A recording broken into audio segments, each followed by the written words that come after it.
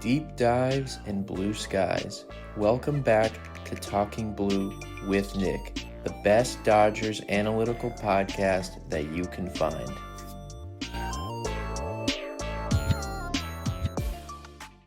Ladies and gentlemen, welcome back to Talking Blue, the best Dodgers analytical podcast that you can find. I am your host, Nick. You are listening to episode 115 of Talking Blue. It is a very exciting day. It is August 2nd, Sunday, just a couple hours before first pitch of Game 3 of the Dodgers-Red Sox series. We are here not to talk about any games. We're here to talk about one thing, as you all know by now. Tarik Skubal, the two-time Cy Young Award winner, has been traded to the Los Angeles Dodgers. That's right. Unbelievable. I can't believe I'm saying that. I was just on here a couple of days ago talking about trade deadline stuff for you guys for the Dodgers, and I kind of left you guys saying, it's very possible it's about a 50-50 shot, but I wouldn't be, I'd still kind of expect it to not happen. Here we are. It happened. Andrew Friedman pulled it off. The Dodgers pull it off. The Tigers and the Dodgers come to an agreement. It happened last night, basically right before midnight on the East Coast, around 9 o'clock on the West Coast, right at the conclusion of the Dodgers and the Red Sox game. Dodgers lost, but quickly put those disappointed feelings away. Literally like 20 minutes, not even after that game ended, the tweet dropped. But I'm going to get into all that stuff. This is all about the Tarik Skubal trade, leading up to it, what actually took place, where we stand. Like I said, Sunday, August 2nd. Still about 24 hours, 26 hours, I should say, before the trade deadline concludes Monday afternoon.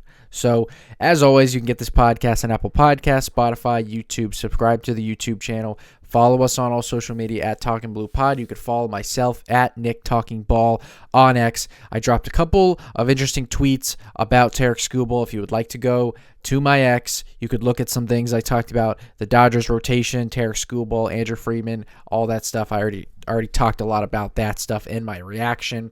So that's what we're going to do today, my reaction, initial thoughts, and all that kind of stuff. When this first took place, I was actually on vacation yesterday with my family, so I was sitting in my hotel room watching the Dodgers lose a 3-2 game to the Red Sox at home.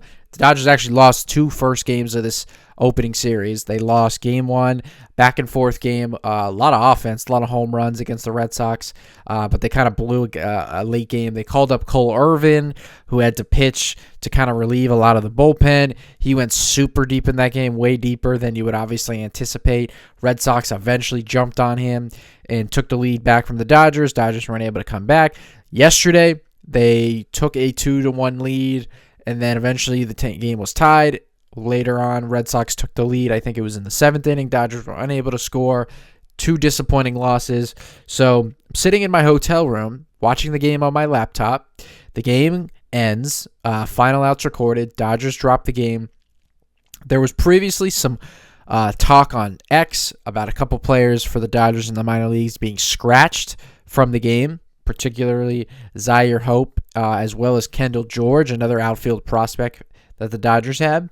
Those guys were scratched, and so there was some talks that were slowly beginning to, come to form about the Dodgers were, as everyone kind of expected, were becoming the front runners for Tarik Skubal, and the Tigers were really starting to listen to real offers for Skubal.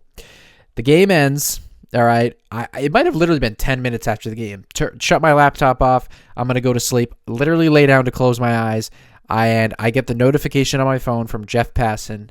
It was, like I said, about 11:30 Eastern time, so it was like a little bit before 9 o'clock on the West Coast. I get the tweet from Jeff Passan. The Dodgers are in an agreement with the Detroit Tigers to acquire Tarik Skubal. Crazy.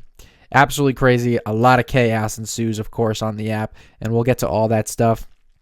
The deal eventually came out, the actual, who is going where.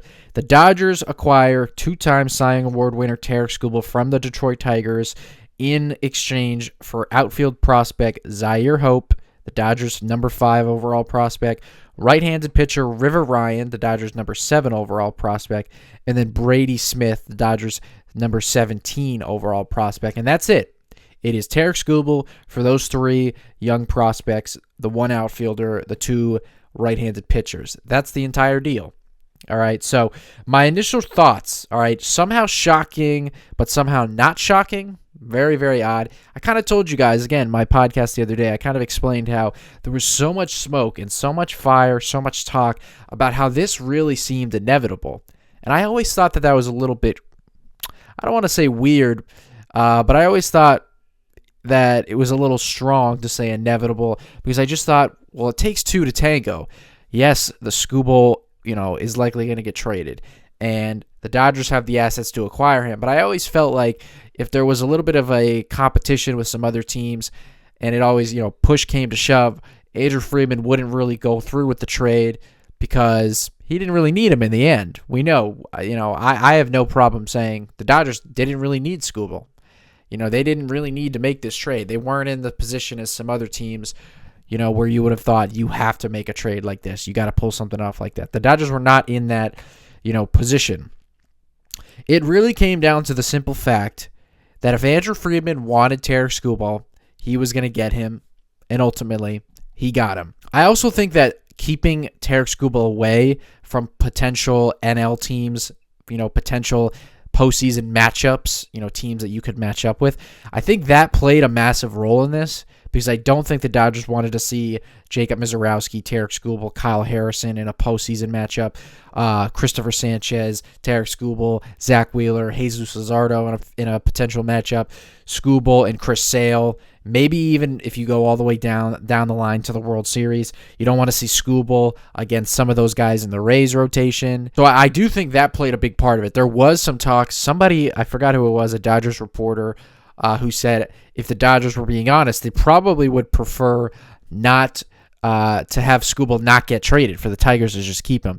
Because 1, they don't have to worry about facing him, and then 2, they don't even really have to give up the prospects to get Skubal, and they could actually just go after Skubal in free agency if they feel like it. There were some reports that said that Skubal's desired destination, whether it be trade or free agency in a couple months when he's a free agent, was going to be the Dodgers.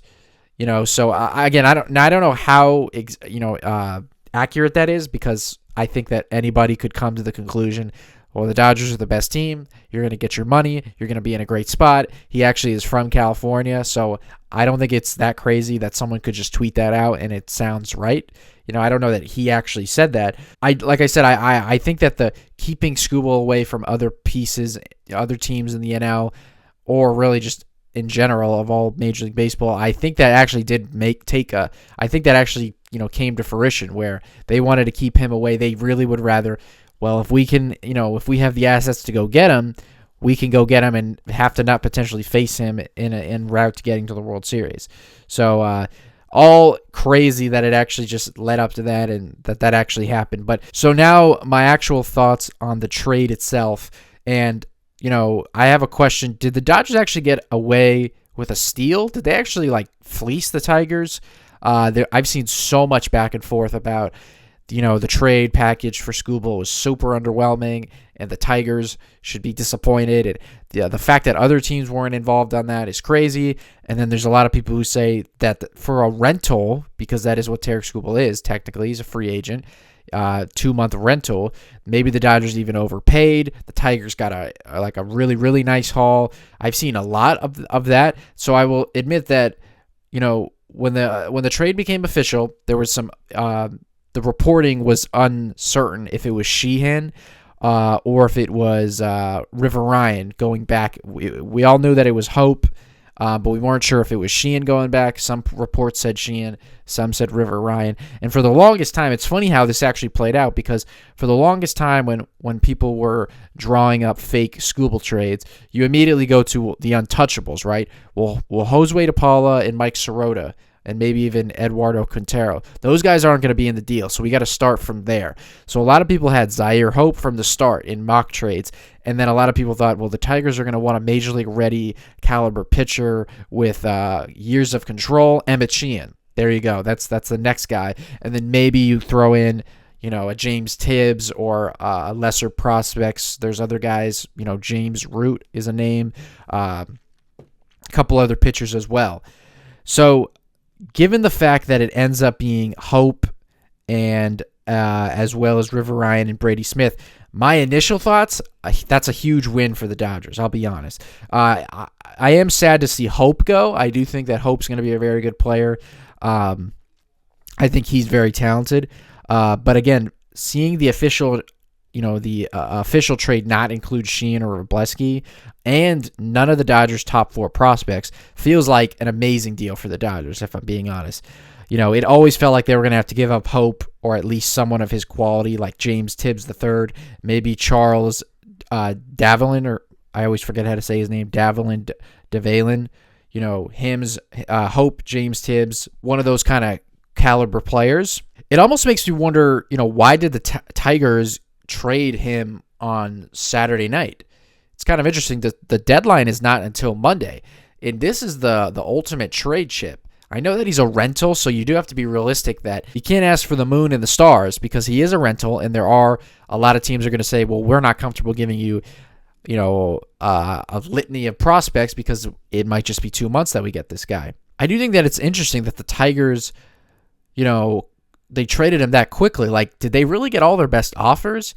Could you not have waited another 24 hours and, hold some teams' feet to the fire, some teams like whoever was who was involved? It seems like it was the Dodgers, the Brewers, and the Rays. Like, those two teams, the Rays and the Brewers, who do have, comparable farm systems, if not better than the Dodgers.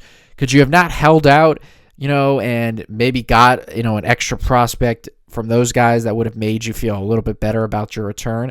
I'm not really here to talk too much about the Tigers stuff. I have a podcast called Baseball Mondays, talks about all things baseball.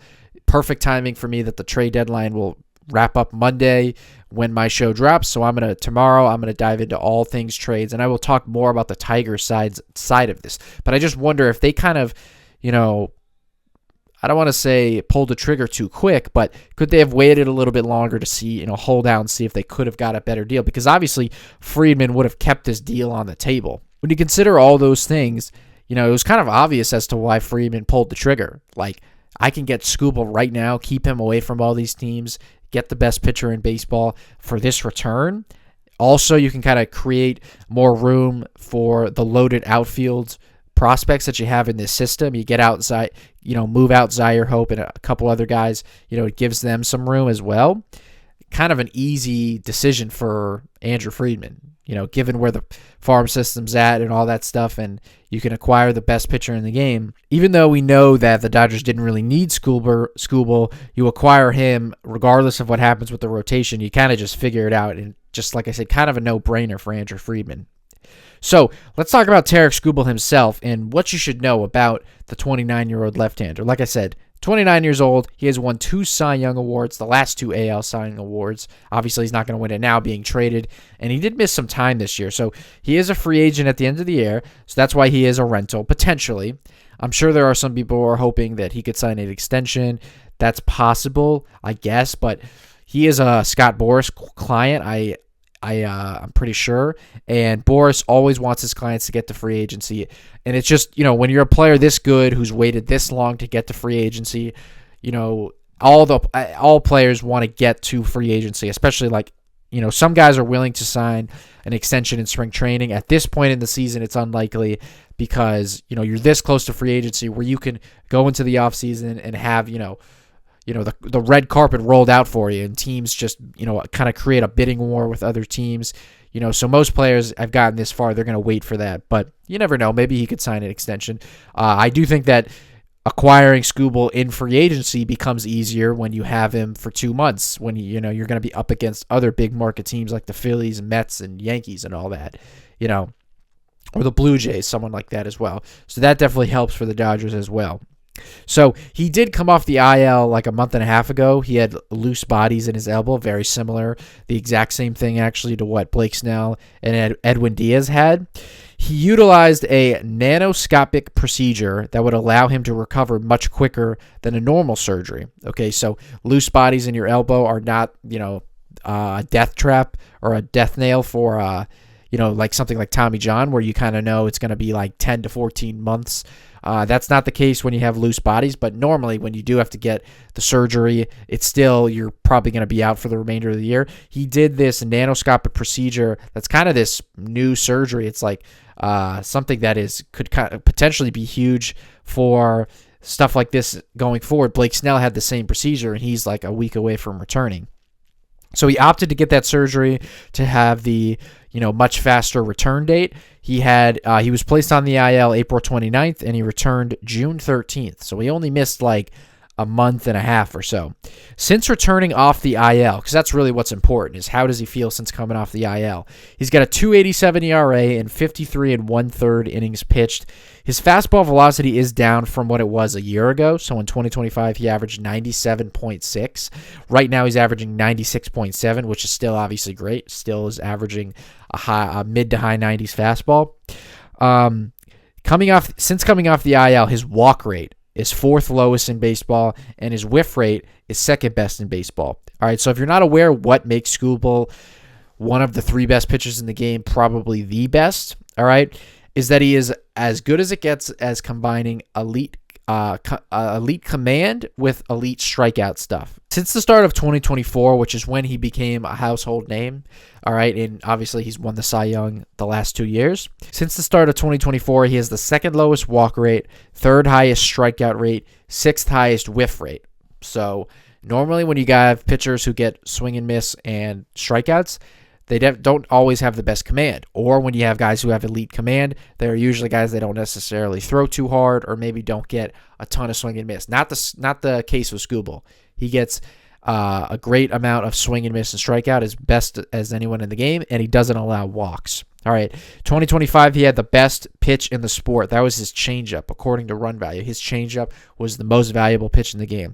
Basically, since the start of 2024, the best pitcher in baseball is either him or Paul Skeens. All right, Skubal is an interesting guy because he wasn't necessarily a highly touted draft pick or a highly touted prospect. He was a guy who came up through the Tigers organization, had great stuff, had dealt with a couple injuries, slowly started to get better and better. Started to hear more about him 2022, 2023. And I can actually remember going into 2024, he was one of those sneaky odds-on favorite guys to win the Cy Young. There was a lot of people picking him to win the Cy Young as like a sneaky dark horse. And he bursted onto the scene in terms of a national stage, started the All-Star game the next, 2024, 2025, won the Cy Young. And, he was a tick better than Paul Skeens and was looked at and is as the best pitcher in baseball. Since then, he obviously got injured earlier this year, so he's been dealing with that. Paul Skeens, I've always looked at Skeens as the future best pitcher in the game because he's a little bit younger than Skubal. Like I said, Skubal just kind of bursted onto the scene, not necessarily as the super young pitcher like in his early 20s or anything like that. But, basically since the start of 2024, this is the best starting pitcher in the sport. He goes deep into games. He gets strikeouts. He doesn't walk anybody. He's got incredible stuff, multiple elite pitches, fastball, changeup. He even throws a sinker, which I love, slider as well. He's fun. He's charismatic. He's a big guy out there on the mound. He's a showman. He's got a lot of energy, but he's very smart. And, he is, like I said, everything that, you put it all together and you get the best pitcher in the game who's right now in the middle of his prime at 29 years old. Okay, so lastly, what does this mean going forward for the Dodgers as a whole, for Tarik Skubal, for the starting rotation in particular? Did the team with the best starting pitching team ERA just acquire a new ace? All right, you might think, well, if the Dodgers are the team with the best starting pitching ERA, they must have an ace. They do. His name's Yoshinobu Yamamoto. Maybe you could say Shohei Ohtani for how he pitched for a lot of the year before he started to deal with some injuries. All right, they probably did just acquire a new ace because Tarik Skubal, like I said, is the best pitcher in the game. So most people think of him as better than Yamamoto or better than Ohtani or better than a Snell or a Glasnow. Okay, they probably did just acquire a new ace. All right, this currently gives the Dodgers a rotation of Tarik Skubal, or I should say rotation options of Tarik Skubal, Yoshinobu Yamamoto, Justin Robleski, who made the All-Star game, Roki Sasaki, he's been great in the second half, Emmett Sheehan, Eric Lauer, who's been amazing the last 2.5 months since the Dodgers got him. That obviously doesn't include Ohtani, who we know is dealing with knee soreness and bicep soreness. Blake Snell, who will return after his last rehab assignment, which is on this upcoming Tuesday. And Tyler Glasnow, who is about to go on his first rehab assignment, also on Tuesday. That gives them an incredible amount of depth. Where we currently stand, day one day before the deadline, a lot could change. I wouldn't be surprised to see an Eric Lauer get moved, maybe even an Emmett Sheehan, probably not. But Eric Lauer or Sheehan, are options, I would say. Obviously, this gives the Dodgers an insane amount of starting pitching depth, but not just like regular depth, like you hear that word thrown around. Like depth is kind of like you got bodies, you got options.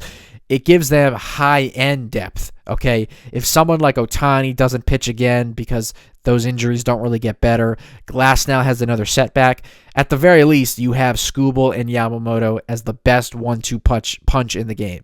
You got a top 10, maybe some would even say top 5. I would have said top 5 coming into this game in terms of I would have said top 5 coming into this year in terms of Yamamoto, but he hasn't had as much swing and miss this year, so maybe he's just looked at as top 10. And you certainly have a top 5 in Skubal. You have those guys as your 1-2 punch, likely followed by someone like Blake Snell when he gets back to being healthy in a couple weeks. It takes a lot of pressure off of someone like Ohtani, to not have to rush back with these injuries, or maybe not even have to rush back at all. Maybe he and the Dodgers say, let's just focus on hitting for the remainder of 2026. The most intriguing thing to watch going forward with this team will be how does this starting pitching come together? How does it all shake out going into October? Usually things always have a way of working out. Maybe a couple injuries, a couple guys go to the pen. Maybe, you need some guys to kick to the pen. We'll see. Maybe this can be a godsend for Ohtani to, hey, I don't have to worry right now or focus or, try to rush back from getting injured. I can worry about getting healthy and hitting, and maybe he goes on a hot streak. He did hit he has had a lot of extra base hits as of late. Okay. So it's going to be the most interesting thing to see going forward is how does it all shake out? If all of these starters are healthy, Glasnow, Snell, Ohtani, all those guys are healthy, how does it shake out? I honestly have no idea. How do you would have to think that Yamamoto and Skubal are your two guys. Those are your game 1 and game 2 starters. After that, you would probably guess Snell, all right, in this world that everybody's healthy. So then after that, you have two guys, Ohtani and Glasnow, who are as good as it gets. How do you use those guys? Do you pitch them both in one game? Does one of them become a reliever? Do you piggyback them? That doesn't even mention all the other guys, Lauer, Robleski, Sasaki, Sheehan as potential bullpen options. So it's a good problem to have, and I think ultimately, like I said earlier, Friedman felt that the deal was too easy to pass up. Skubal is available. For that asking price, with the current farm system you have to make that deal and you figure out the rest. Okay, I think that's what ultimately what it came down to. I thought ultimately what it would come down to is, does Andrew Friedman just say, I want Skubal, I'm going to go get Skubal? Or ultimately does it come down to Ohtani's health? How do we feel about Glasnow and Snell? Because obviously, I've chronicalized a ton. If those two guys come back, you got Yamamoto, you got Ohtani, you got Snell, you got Glasnow, you feel pretty good about that. But if Andrew Friedman, if the Dodgers say, well, there's a little bit of some, question in the back of our mind. What if, Glasnow has a setback? What if Ohtani? What if we can kind of, not have him have to pitch and we could have him just hit? And we could still have a loaded rotation. I think that, I always thought that ultimately that was going to be the moral quandary, the debate for Friedman in terms of should I pull the trigger and all that kind of stuff. I think that now what we now know what played into that was the deal, how it wasn't really this monster deal to get Skubal. I thought that the deal would have ultimately been what it ended up being, but probably another prospect, maybe even two, not, Sirota or DePaula, but, it could have included like a James Tibbs. Zach Root is a really good left-handed pitcher the Dodgers have. Jackson Ferris, Adam Sierzanowski, maybe Kendall George. Like I said, he was one of the guys that was scratched. It could have even been like a Ryan Ward or someone like that, someone in the lower levels of the system, So I think that when Friedman realized that I can get Skubal right now and not give up a massive haul, not hurt this farm system, I can add him.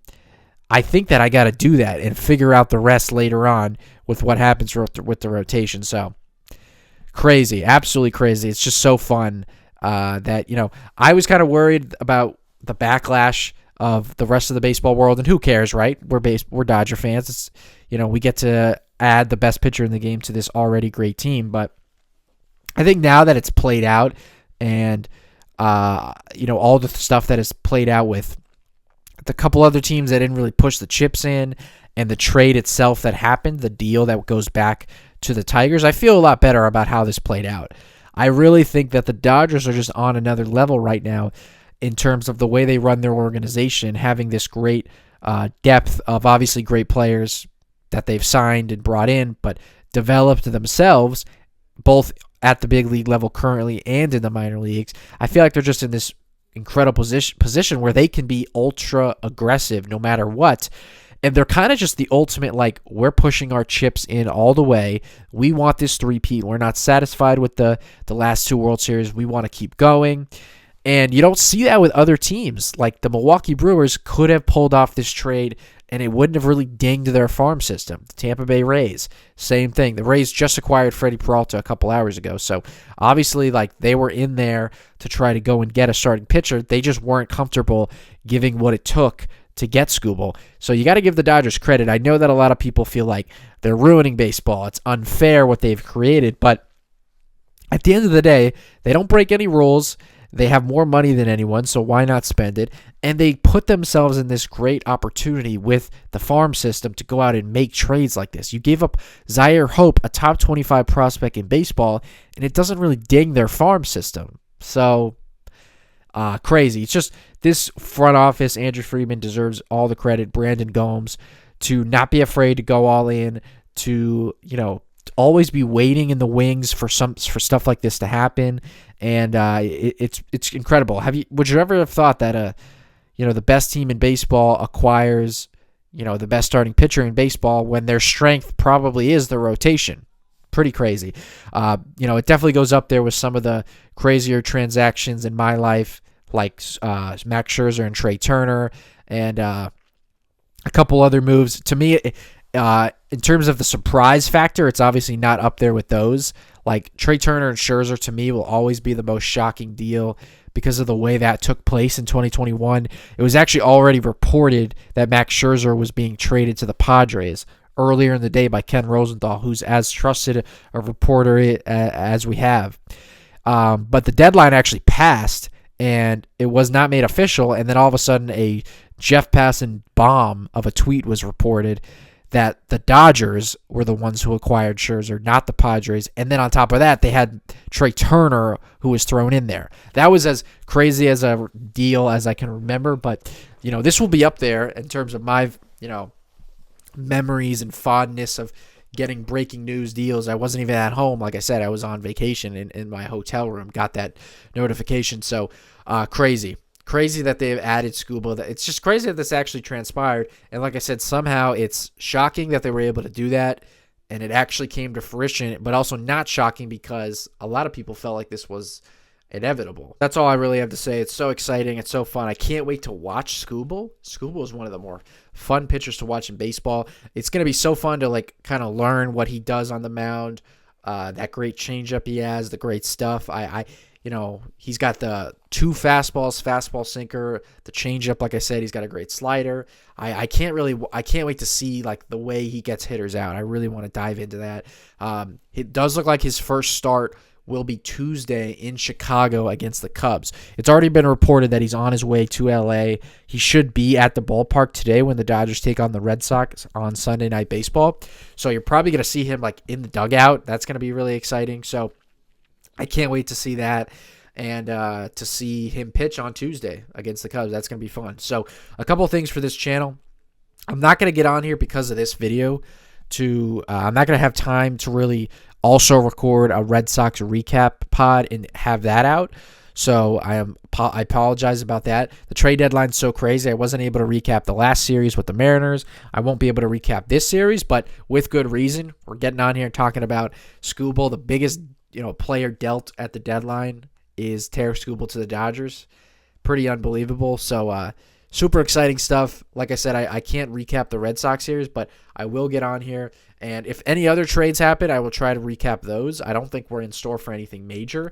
Probably will be at the start of my next pod, which will be next week, recapping that Cubs series. That's probably where I will recap at the beginning of that any other small trades that take place. All right, so thank you guys so much for listening. Leave your comments and your thoughts below. Did the Dodgers, did they fleece the Tigers? Are you kind of shocked that was all we gave up for Skubal? Do you feel like we gave up a little too much? Do you feel like it was perfect? What do you think about, Skubal coming over? Does he, automatically become the ace? Do the Dodgers have a chance at re-signing him? All those thoughts. Give me your thoughts on all the collective bargaining, CBA, lockout thoughts. That's not really stuff I've talked about a ton this year. That's, I'll save those for later stuff, especially on my Baseball Mondays podcast. So keep an eye out for that tomorrow, recapping all things baseball. But Tarik Skubal is a Dodger, and I can't wait to watch him pitch in a couple days for the Dodgers. All right. Thank you guys so much for listening. As always, you can get this podcast on Apple Podcasts, Spotify, and YouTube. Follow us on all social media at Talking Blue Pod. You can follow myself at Nick Talking Ball on X. And that's all I have for you guys. I'll see you guys in a few days to recap the Dodgers and the Cubs. Enjoy this trade. Enjoy the rest of your weekend, everybody. We will see you in a few days. Thank you guys so much for listening.